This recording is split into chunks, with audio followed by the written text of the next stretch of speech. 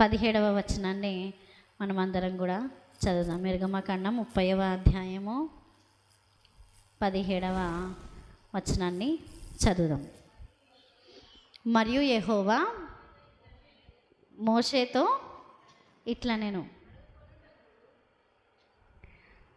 కడుగుకొనుటకు నీవు ఇత్తడితో దానికొక గంగాళమును ఇత్తడి పీటను చేసి ప్రత్యక్షపు గుడారమునకు బలిపీఠమునకు నడుమ దానిని ఉంచి నీళ్లతో నింపవలెను. ఆ నీళ్లను అహరోనును అతని కుమారులను తమ చేతులను కాళ్ళను కడుక్కొనవలెను.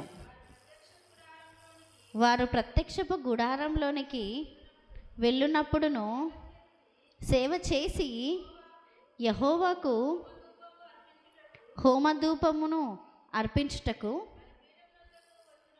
బలిపీఠం నొద్దకు వచ్చినప్పుడును తాము చావక ఉండునట్లు నీళ్లతో కడుక్కొనవలెను. తాము చావకుండానట్లు తమ చేతులను కాళ్ళను కడుక్కొనవలెను. అది వారికి అనగా అతనికిని అతని సంతతికిని వారి తరతరములకును నిత్యమైన కట్టడగా ఉండును. ఈ యొక్క చిన్న వాక్యం యొక్క అర్థం చెప్తాను, సంఘటన చెప్తాను.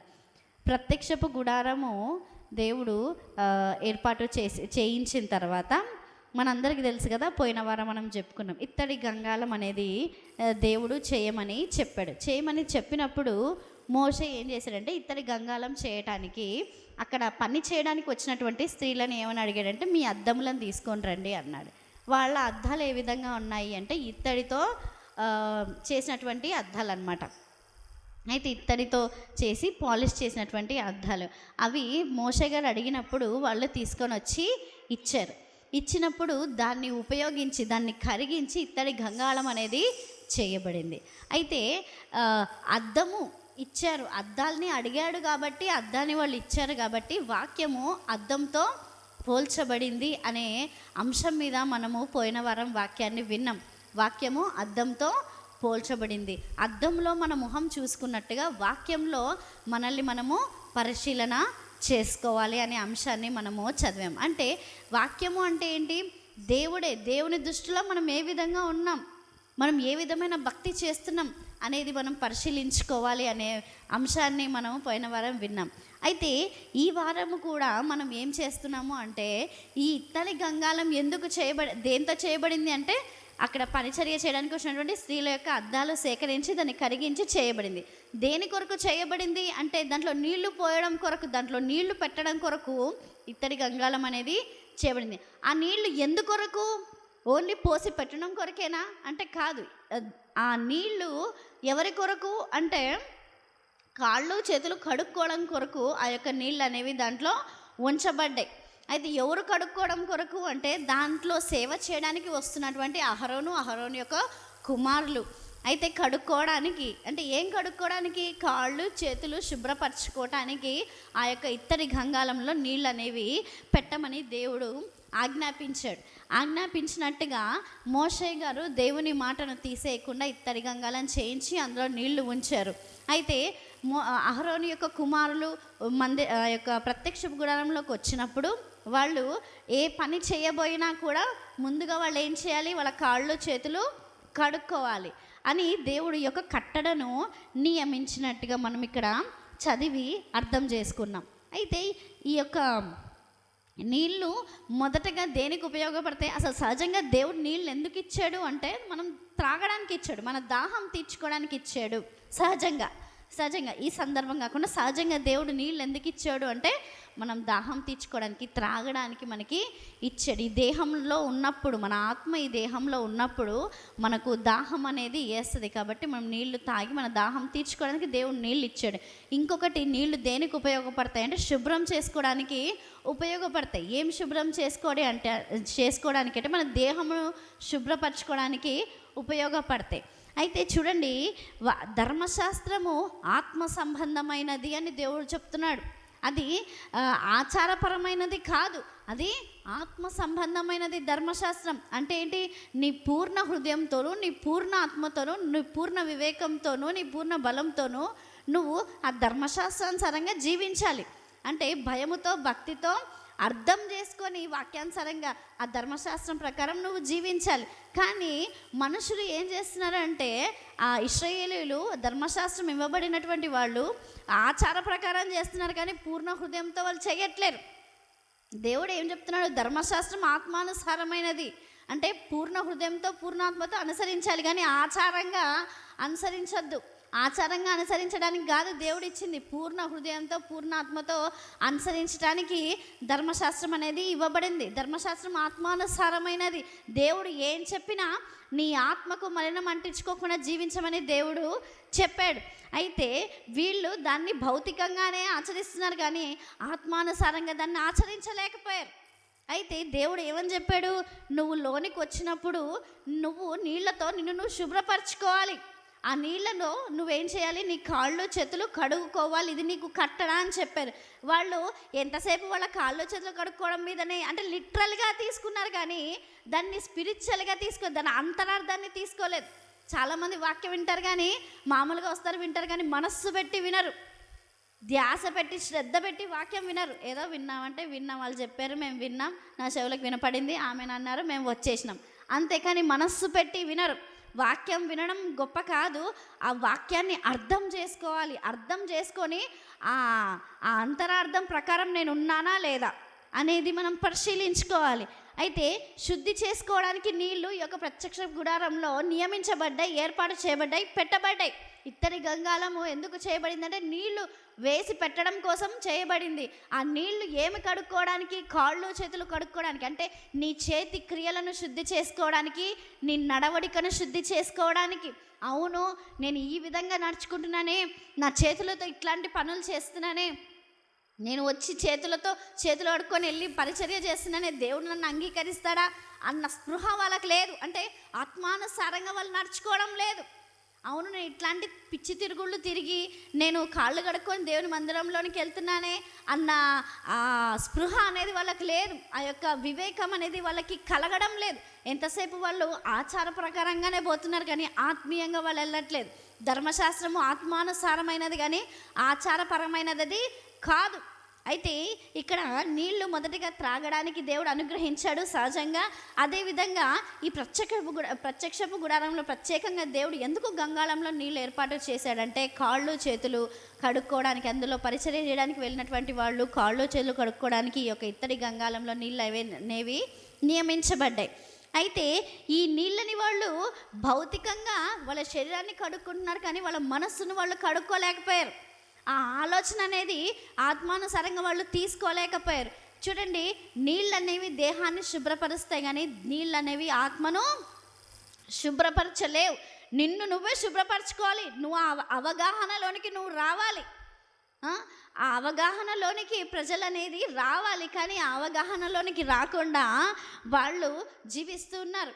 అయితే దేవుడు చెప్తూ ఉన్నాడు, నీళ్ళు నీ దేహమును శుద్ధి చేస్తాయి, నీ మనస్సును నువ్వే శుద్ధి చేసుకోవాలి.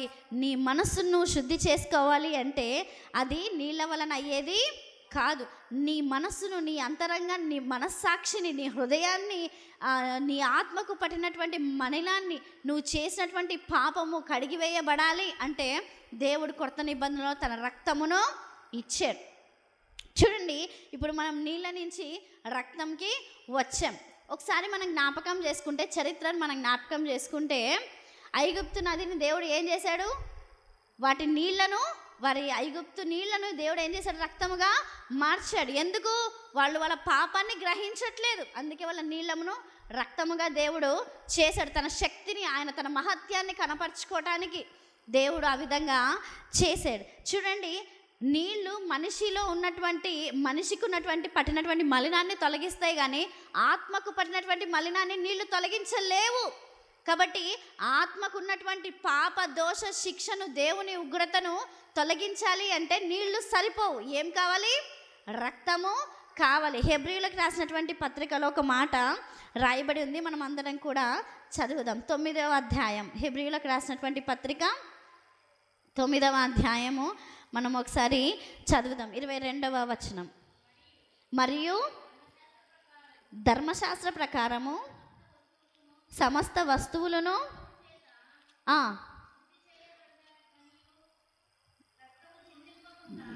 రక్తము చిందింపకుండా, ఒకసారి చదువుతానండి.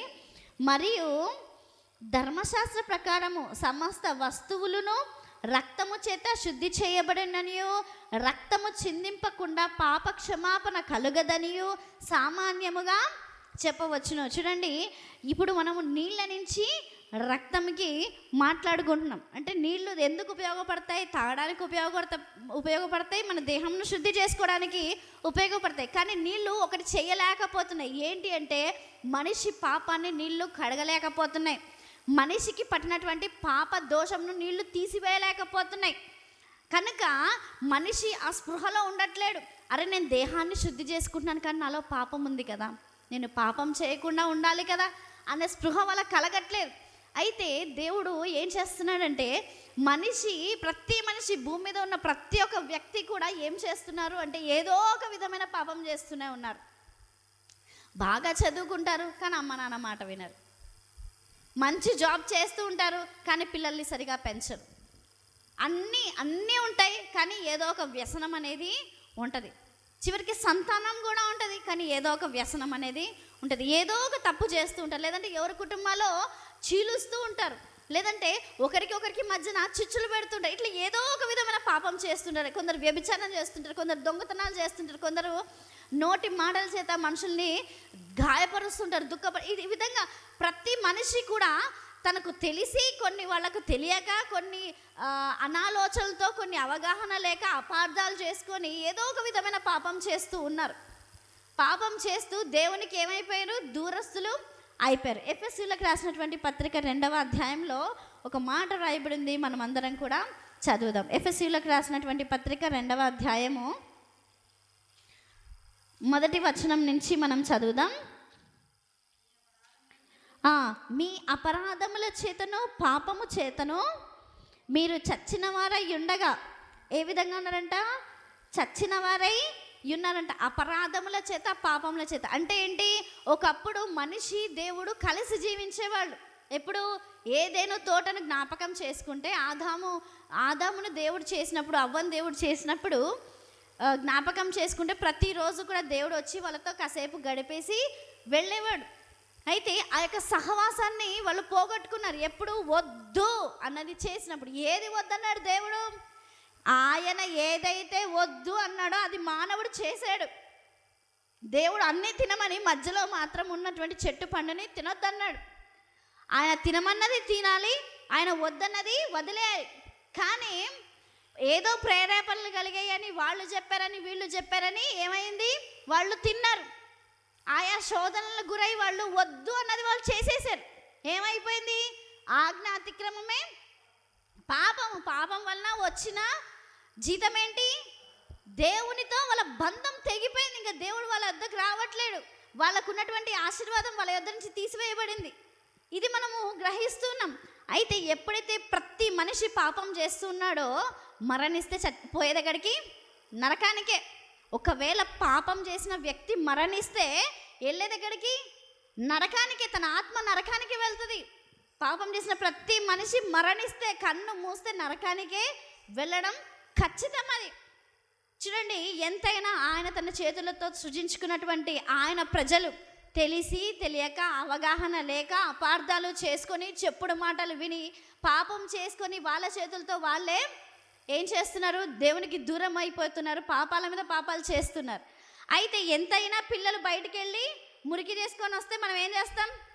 శుభ్రం చేస్తాం. అదే విధంగా దేవుడు కూడా తెలిసి తెలియక మనము మురికి చేసుకొని వచ్చినటువంటి మనలను దేవుడు ఏం చేస్తున్నాడు?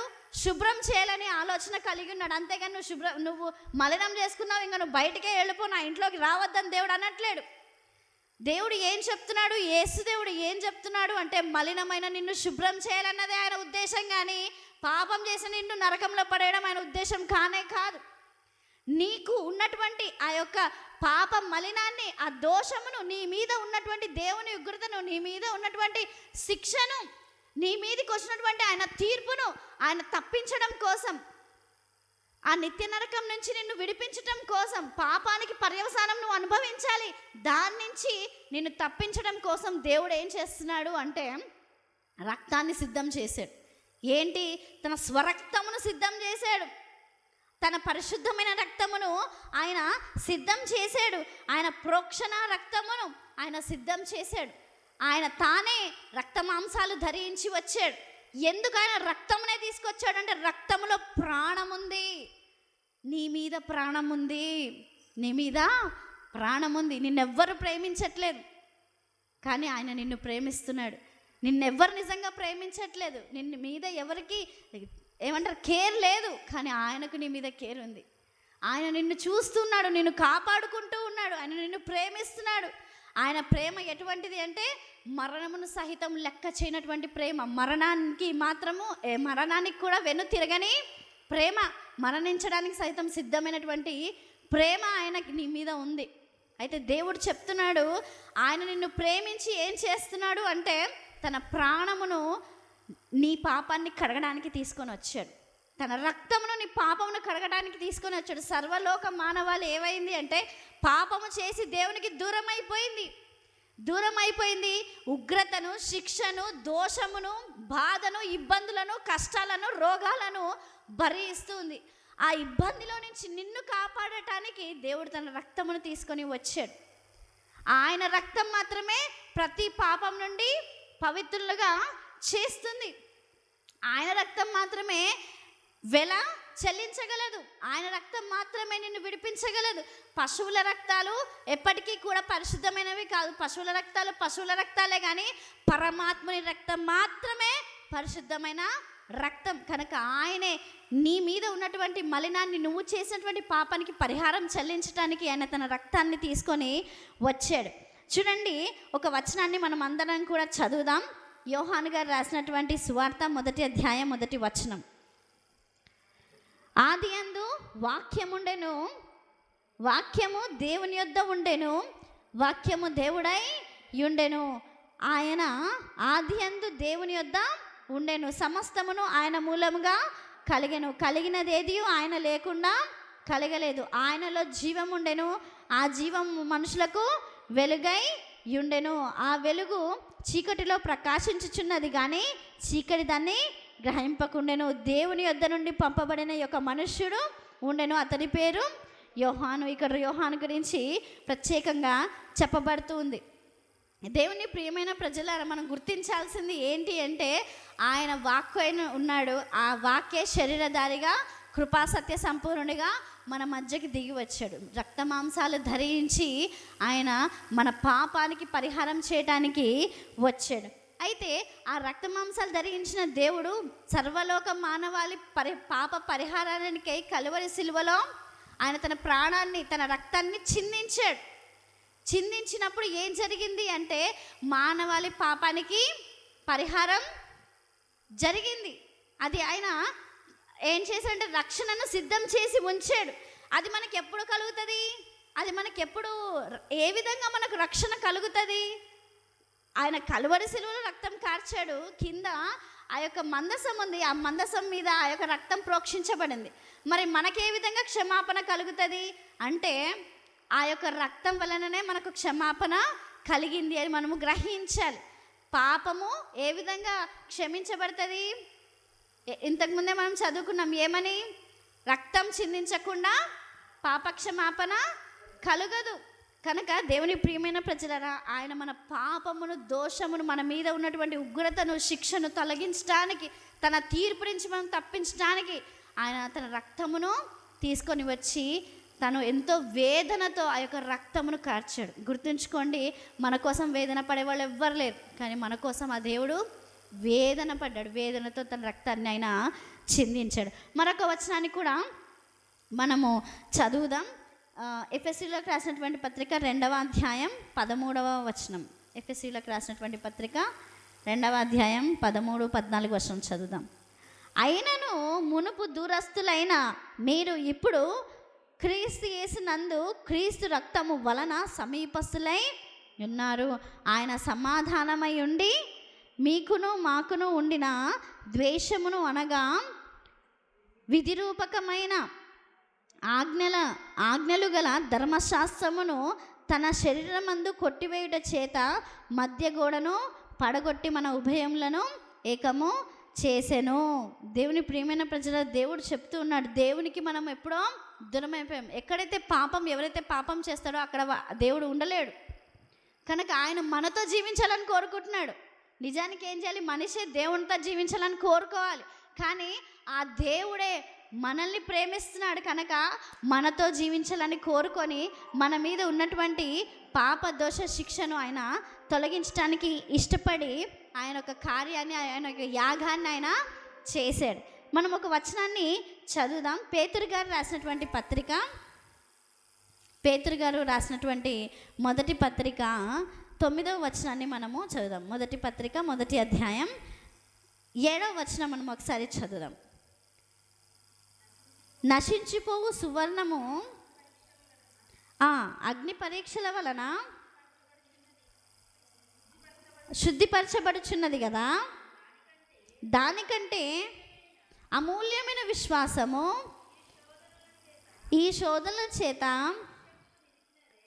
పరీక్షకు నిలిచినదై యేసుక్రీస్తు ప్రత్యక్షమైనప్పుడు మీకు మెప్పును మహిమయు ఘనతయు కలుగుటకు కారణమగును. చూడండి, యేసుక్రీస్తు అంటే మన మీద ఉన్నటువంటి పాపము ఆయన రక్తం వలన మాత్రమే కడిగి వేయబడుతుంది, తుడిచివేయబడుతుంది, తొలగించబడుతుంది. అప్పుడు మనకు మెప్పు కలుగుతుంది, మహిమ కలుగుతుంది, మనకు ఘనత కలుగుతుంది. మరొక వచనాన్ని కూడా మనము చదువుదాం. పేతురు గారు రాసినటువంటి 2వ పత్రిక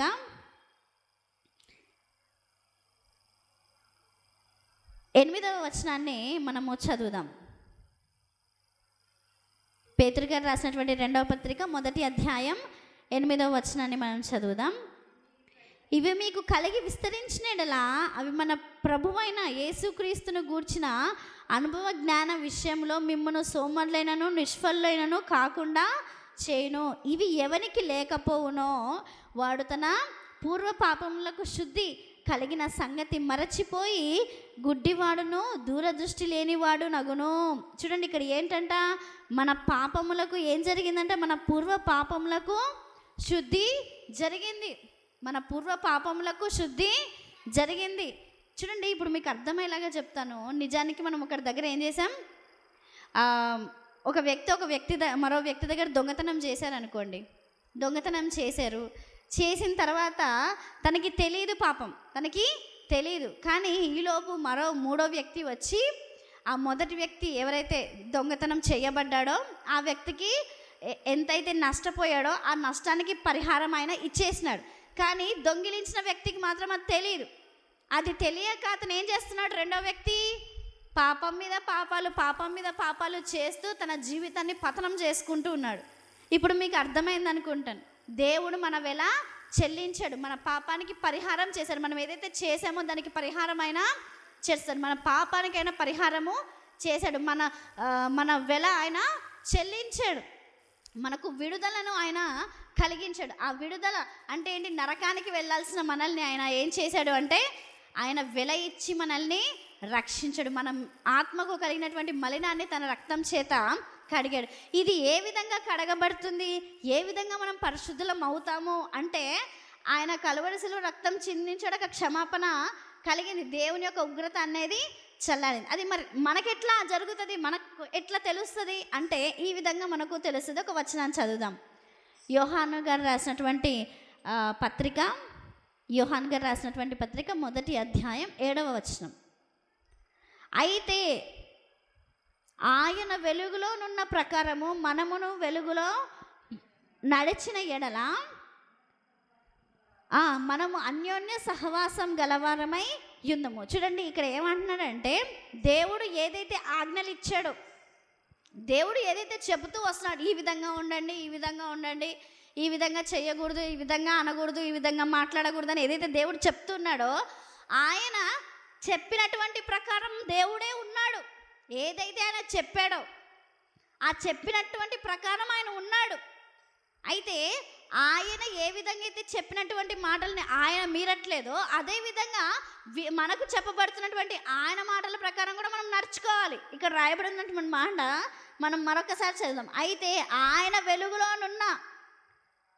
వెలుగులోనున్న ప్రకారం మనమును వెలుగులో నడిచిన ఎడల, ఆయన తను చెప్పిన మాటలను ఏ విధంగా అయితే దాటి ప్రవర్తించడో అదే విధంగా మనం ఆయన మాటల ప్రకారం జీవించి మనం కూడా ఆయన మాటల దాటి ప్రవర్తించకుండా ఉన్నట్లయితే ఏమవుతామంట? మనం ఏమవుతాము? అన్యోన్య సహవాసం గలవారం అవుతాం. అంటే దేవుని మనం అర్థం చేసుకుంటాం. అరే, దేవుడు ఈ విధంగా చెప్పాడు, ఈ విధంగా చెప్తే దీవిస్తానన్నాడు, ఈ విధంగా చెప్పినట్టుగా మనం నడుచుకోకపోతే మనం ఉగ్రతకు గురవుతాం, మనం నష్టపోతాం, మనం కష్టాలు పడతాం, ఇబ్బందులు వస్తాయి. దేవుడు ఎంత గొప్పవాడు, మనకు దీవెన కలిగే విధంగా చెప్పాడు, మనల్ని పరిశుద్ధమైన మార్గంలోనే నడిపిస్తున్నాడు, కానీ ఏనాడు కూడా పాపం చేయమని దేవుడు చెప్పలేదే అన్న దేవుని మనస్సును అర్థం చేసుకొని, అర్థమవుతుంది కదా, దేవుని మనస్సును అర్థం చేసుకుంటామో, దేవుని ఆజ్ఞలు ఎంత పవిత్రమైనవో, ఆయన నోట నుంచి వచ్చేటటువంటి మాట ఎంత పవిత్రమైనదో అర్థం ఎప్పుడైతే మనం చేసుకుంటామో అప్పుడు మనకు అన్యోన్యత అనేది ఏర్పడుతుంది. ఊరికనే ఏర్పడదు. క్లోజ్నెస్ అనేది ఊరికనే ఏర్పడదు. అండర్స్టాండింగ్ అనేది ఊరికనే ఏర్పడదు. ఎదుటి వ్యక్తి మాటల్లో పవిత్రత ఉంటేనే, ఆ పవిత్రతను మనం అర్థం చేసుకుంటేనే మనకు వాళ్లకు మధ్యన అవగాహన అనేది, ఒక అన్యోన్యత బంధం అనేది ఏర్పడుతుంది. అప్పుడు ఆయన మాటల ప్రకారం మనం నడిచి ఆ మాటలను అర్థం చేసుకొని, ఆ మాటల యొక్క అంతరార్థాన్ని మనం తెలుసుకొని, ఆ దేవుని మనస్సుని మనం తెలుసుకున్నప్పుడు ఏమవుతుందంటే ఆయనకు మనకు మధ్య అన్యోన్య సహవాసం అనేది ఏర్పడుతుంది. అప్పుడు ఏమవుతుంది అంటే ఆయన కుమారుడైన యేసు రక్తము ప్రతి పాపముల నుండి మనలను పవిత్రులుగా చేయును. ప్రతి పాపం నుండి మనల్ని పవిత్రులుగా చేస్తాడు. మనం ఏదైనా పాపం చేసినప్పుడు తెలుసో తెలియకో, ఎమోషన్లోనో, చెప్పుడు మాటలు వినో, లేదంటే ఏదైనా ఫ్రస్ట్రేషన్లోనో, పలానా పరిస్థితులలోనో మనము ఏదైనా పొరపాటు చేసినప్పుడు మనం దేవుని యొద్దకు వచ్చి, దేవా నేను పలానా తప్పు చేశాను, తెలిసి చేశాను, తెలియక చేశాను, తెలియకుండా చెప్పుడు మాటలు విని ఆవేశంలో చేశాను, నన్ను క్షమించు ప్రభు అని ఎప్పుడైతే మనం ఆయన పాదాలు పట్టుకుంటామో, గుర్తుంచుకోండి, ఆయన్నే ఎందుకు అడగాలి అంటే ఆయనే క్షమించే దేవుడు. నీ పాపాన్ని కడిగేసేది ఆయన రక్తం మాత్రమే, పరిశుద్ధమైన రక్తం మాత్రమే, దైవ రక్తం మాత్రమే నీ పాపాన్ని కడుగుతుంది, కానీ మరోటి నీ పాపాన్ని కడగలేదు. ఎన్ని గ్రంథాలన్నా చదవండి, పాపాన్ని కడిగేది పరిశుద్ధమైన రక్తం. ఆ పరిశుద్ధమైన రక్తం పరమాత్మునిదే. ఆ పరమాత్ముడు ఎవరై ఉన్నాడు? మన ప్రభు అయిన యేసుక్రీస్తై ఉన్నాడు. చూడండి, ఎప్పుడైతే మనం మన పాపాలను ఒప్పుకుంటామో, దేవుని మాటల్లోని పరిశుద్ధతను, దేవునిలోని దైవత్వాన్ని మనం ఎప్పుడైతే గ్రహిస్తామో అప్పుడే మనం అన్యోన్యమైన సహవాసం కలిగి ఉంటాం. అన్యోన్య సహవాసం కలిగి ఉన్నప్పుడు మాత్రమే ఏమవుతుందంట? యేసు రక్తము ప్రతి పాపముల నుండి మనల్ని ఏం చేస్తుందంట? పవిత్రపరుస్తుందంట. కాబట్టి మనం పాపం చేయకుండా జీవించాలి. మరొక వచనాన్ని కూడా మనము చదువుదాం. హెబ్రీయులకు రాసినటువంటి పత్రిక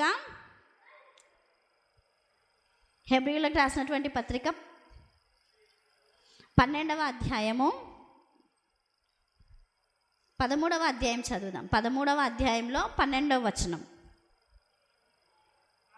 కావున యేసు కూడా తన స్వరక్తము చేత ప్రజలను పరిశుద్ధపరచుటకై గవిని వెలుపల శ్రమ పొందెను. చూడండి, ఏంటంట? స్వరక్తము చేత ప్రజలను పరిశుద్ధపరచుటకై. స్వరక్తము చేత, తన సొంత రక్తము చేత ఎవరిని పరిశుద్ధపరచడానికి? ప్రజలను పరిశుద్ధపరచటానికి గవిని వెలుపల ఏం పొందాడంట? శ్రమ పొందాడంట. ఎందుకు ఈ శ్రమ? పరిశుద్ధపరచడానికి. ఇప్పుడు ఎఫెసీయులకు రాసినటువంటి పత్రికలో మరొక మాట ఉంది, మనం దాన్ని చదువుదాం. 5వ అధ్యాయంలో 27వ వచనం నుంచి మనం చదువుదాం. ఎందుకు ఆయన తన రక్తమును ఎందుకు మన నిమిత్తమై ఆయన కార్చాడు అనేటటువంటి మాటలు ఇక్కడ రాయబడ్డాయి. ఎందుకు యేసుప్రభు వారు తన రక్తాన్ని ఆయన కార్చాడు? చూడండి, చదువుదాం. అటువలనే క్రీస్తు కూడా సంఘమును ప్రేమించి, మొదటగా ఆయన మనల్ని ప్రేమించాడు. చూడండి, ప్రేమించి, సంఘము అంటే మనుషులు, ప్రజలు కళంకమైనను ముడత అయినను అట్టిది మరి ఏదైనాను లేకుండా ఉండటం కోసం పరిశుద్ధమైనదిగా ఉండటానికై, పరిశుద్ధమైనదిగాను నిర్దోషమైనదిగాను మహిమ గల సంఘముగాను ఆయన తన ఎదుట దానిని నిలువబెట్టుకొనవలెనని వాక్యముతో ఉదక స్నానము చేత దానిని పవిత్రపరచి పరిశుద్ధపరచుటకై దాని కొరకు తన్ను తాను అప్పగించుకొనెను. శ్రమపడిన రాయబడింది. అక్కడ చూసినట్లయితే హెబ్రీయులకు రాసినటువంటి పత్రిక అపోస్తలుడైన పౌలు గారు హెబ్రీయులకు రాస్తూ ఏమంటున్నాడు? గవిని యొద్ద ఆయన శ్రమపడెను, ప్రజలందరి కొరకు తాను శ్రమపడెను, తన స్వరక్తమును అర్పించడానికి శ్రమపడెను అని రాయబడింది. ఇక్కడ ఎఫెసీ సంఘానికి ఏమని చెప్తూ రాస్తున్నాడు అంటే, తన ఎదుట పరిశుద్ధమైన సంఘముగా నిలబెట్టుకోవడానికి ఏమంట? ప్రేమించాడు మొదట. ఇంకోటి, సంఘం ఏ విధంగా ఉండకూడదు? కళంకమైనదిగా ఉండకూడదు, ముడత అయినది ఉండకూడదు. మరి ఏ విధంగా ఉండాలంట? మనము పరిశుద్ధమైనదిగాను ఏ దోషము లేనిదిగాను మహిమ మనము కలిగి ఉండాలంట. మనము మహిమ కలిగిన సంఘముగా ఉండాలని, ఇంకోటి తన ఎదుట మనల్ని నిలువబెట్టుకోవాలని ఆయన ఏం చేస్తున్నాడంట? వాక్యము చేత. వాక్యం ఏమై ఉంది? వాక్యం అద్దం వంటిది, వాక్యం నీల వంటిది.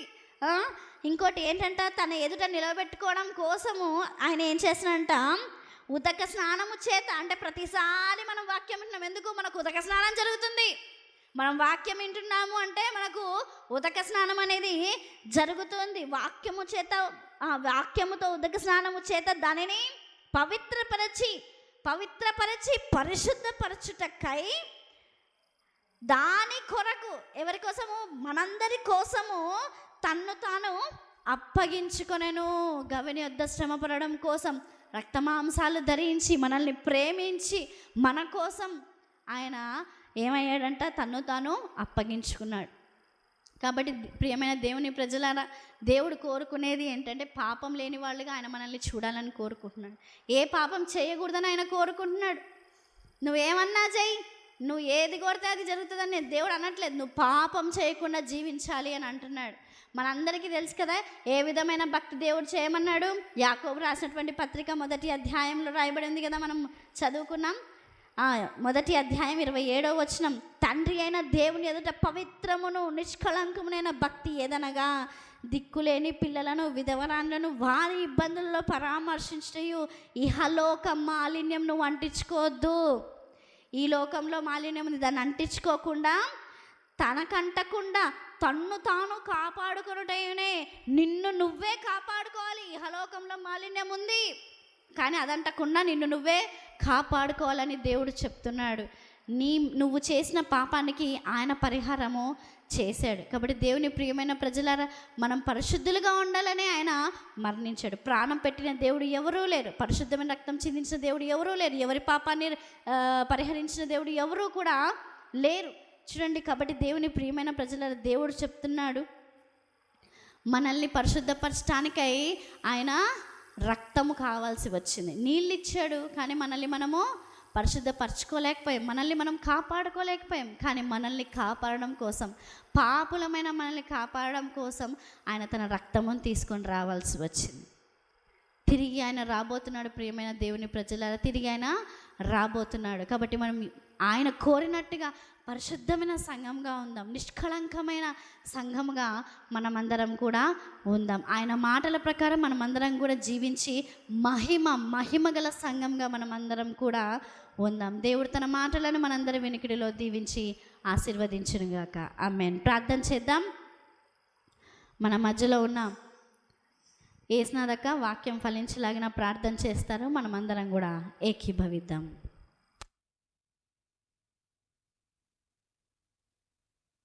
మా పట్ల కృప చూపుచున్నటువంటి నా ప్రియ పరలోకపు తండ్రి, వందనాలు, స్తుతులు, స్తోత్రాలు. పరిశుద్ధుడా, మహోన్నతుడా, మహాగణుడా,